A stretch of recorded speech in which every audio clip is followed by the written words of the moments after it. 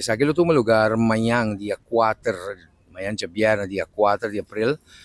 evento que começa for de 6 horas acaba, caminha nós espera público em geral presente, caminha nós pode ter tent com diferente artesania, comida criollo, pero para setor en adelante presentación oficial en lo comisario, programa oficial, o himno de Aruba interpretado para Vivian Lamba, que é de Padu, de nos Tata de Cultura. Nós temos apresentação de dia canção clássico de Padu, que está Abossó. E também nós temos apresentação de grupo de baile, entre outros, a direção de Madeleine Kelly, nós temos Rosia Cultural, o Ferdinand Franca e Clube de Movimento, nós temos também apresentação de baile, também nós temos apresentação de poema para jovem que está Philip Martinez, e nós temos palavras de invocação também à noite, é de religioso, que nós damos uma bendição e nós reza para turcos bom para o gabinete.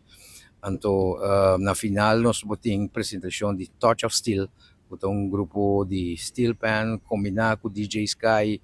artista não invitado, entre outros, a Niro, o outro arriba cenário com e também Freddy Rasta. Nós temos também apresentação de Massive Brass Band, junto com o grupo de carnaval, que nós estamos traje, assim espetáculo grande, e na final é a noite lo será, lo queda com música, tem público por consumir algo de comer, de beber, com infusion, que lo será a noite. Nós fazemos uma invitação cordial, nós já for de 6 horas da tarde, lo tem ambiente de caio orgel aqui riba, com música e possibilidade para compra de tenda. E essa aqui lo seguinte com 10 horas da noite. Setor, nós começamos aqui o programa oficial, transmitir via diferentes plataformas e entre outros via Teleruba também,